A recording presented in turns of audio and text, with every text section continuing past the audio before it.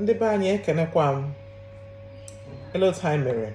Aha m Dr. Ogechi Sylvia Eze. Taa achọrọ m ikwu okwu maka ọrịa diabetes. Enwe ndị na-akpọ ya ọrịa shuga.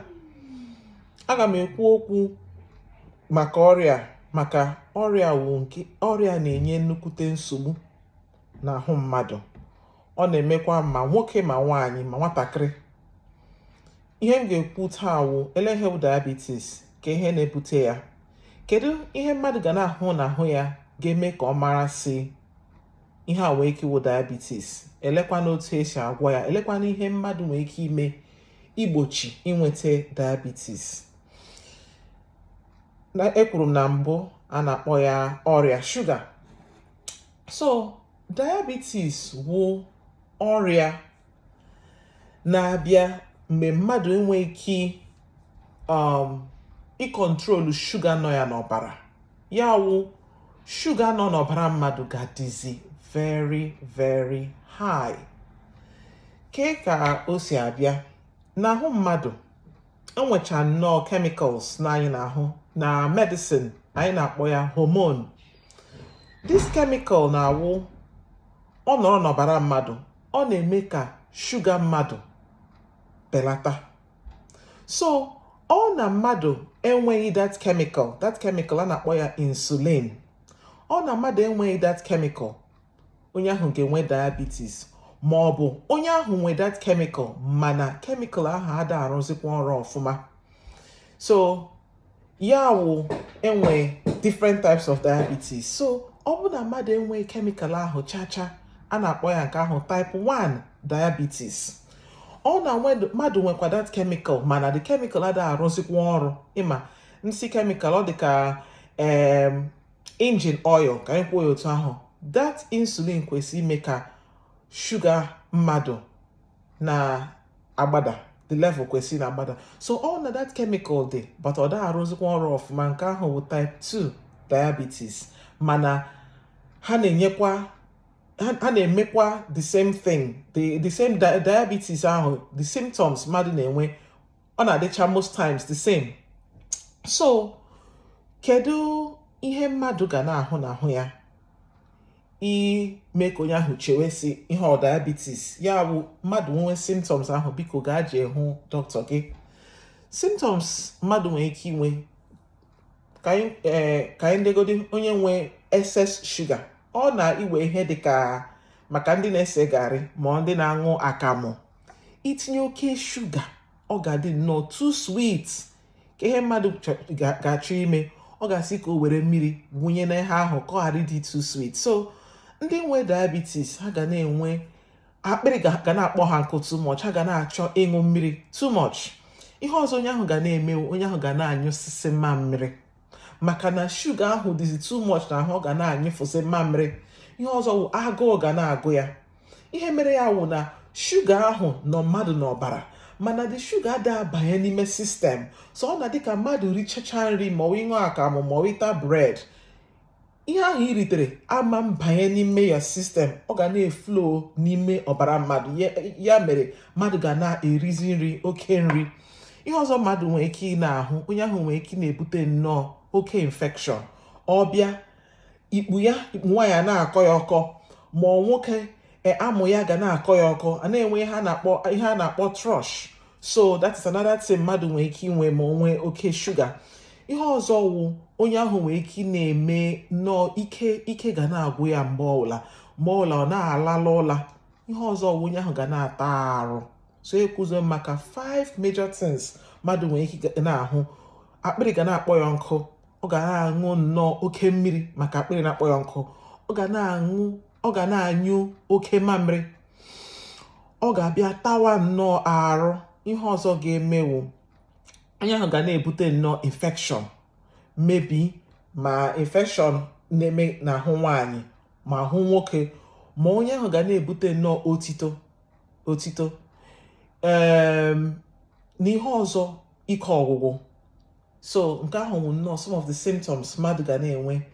So mgbe ọbụla iji chọpụta na enwe ka ahụ si eme gị ma any of these symptoms, nke the 3 na-adị mkpa anyị na-asị wụ akpịrị ga na-akpọ gị nkụ, ị ga na-anyụ mamịrị too much, agụụ ga na-agụ gị mgbe ọbụla ị chọọ iri ihe ma ị na-atazi arụ jee hụ dọkịta gị ga-ajụ gị ajụjụ, dọkịta gị eme gịnị test a ga-eme. Ọ na-awụ blood test, ọ nwere ike isi ka adụ gị needle n'aka, test ya na the clinic ma eme another test. Ọkwa blood test agwa ya ka ị gaa lab amịpụta ọbara gị chekie blood test a ga-agwa anyị ma shuga gị ọ dị very very high. Ndị nwa nwere very high sugar ya wụkwa na mgbe ha bịara ime test ọwụ na ha eji ya ahụ at that time, all those people ka a na-ebido treatment. Ọ bụrụ na mmadụ gara nnọọ jee hụ dọkịta eme regular test ndị a na-aga check-up, ya wụ na mgbe ahụ ijere test ahụ adịghị enye gị nsogbu, ọ na-etest your blood ọ bụrụ na shuga gị dị high, because ahụ adịghị ya gị at that time, your doctor ga-asị gịnị ka o test kwa ya ọzọ. Dọkịta gị test kwa ya ọzọ, ọ bụrụ na shuga gị ka dị very high, a ga-ebido gị with treatment, and treatment ha na-enye dịkwa iche iche. Enwere ike ibidokwa gị on tablets. Ndị nwa a na-ebido on tablets wụ ndị nwere type 2, ekwuru m ya mbụ.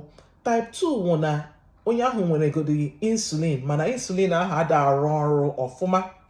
Enwere ike ibido onye ahụ on tablets, a na-enye gị tablets, a na-echekwanụ your blood regularly ka a marakwa ma shuga gị ọ na-ebelata. Ọnọdụ ebelata, dọkịta nwere ike na-etikwa some more drugs ma ọ bụ increase the dose.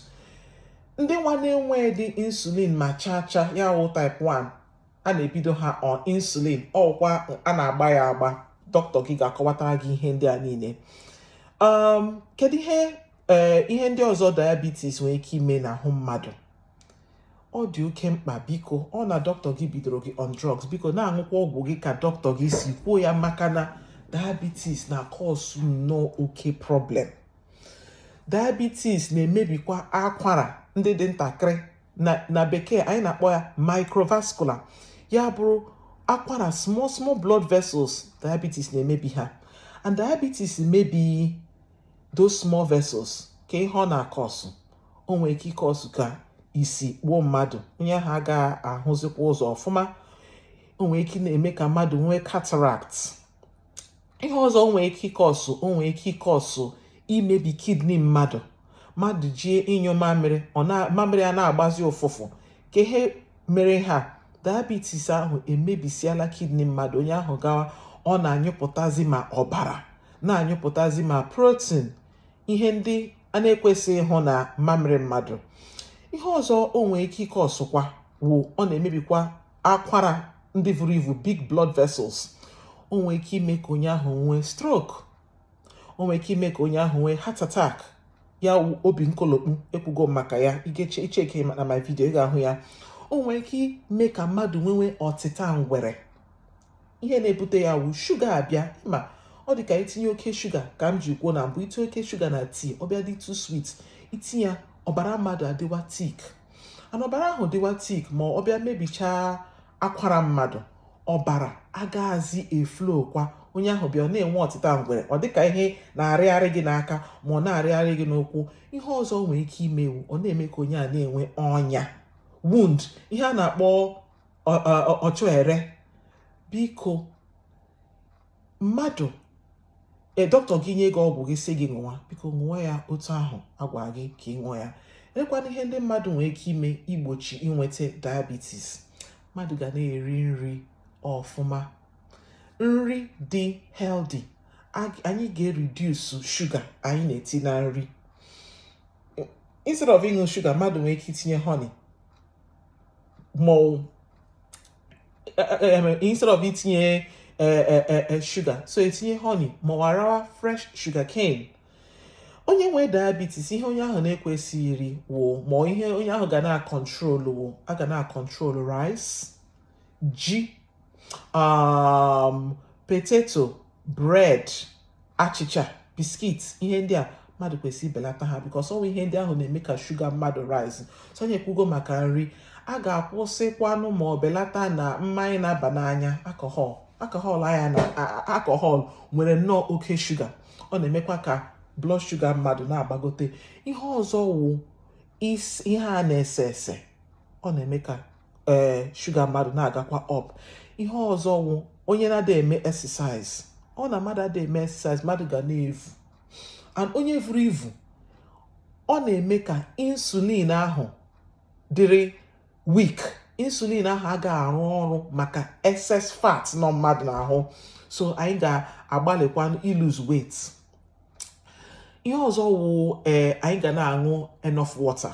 Kama mmadụ ga na-aṅụ mgbe ọbụla anyị na-aṅụ mineral, ịṅụkwanụ mmiri.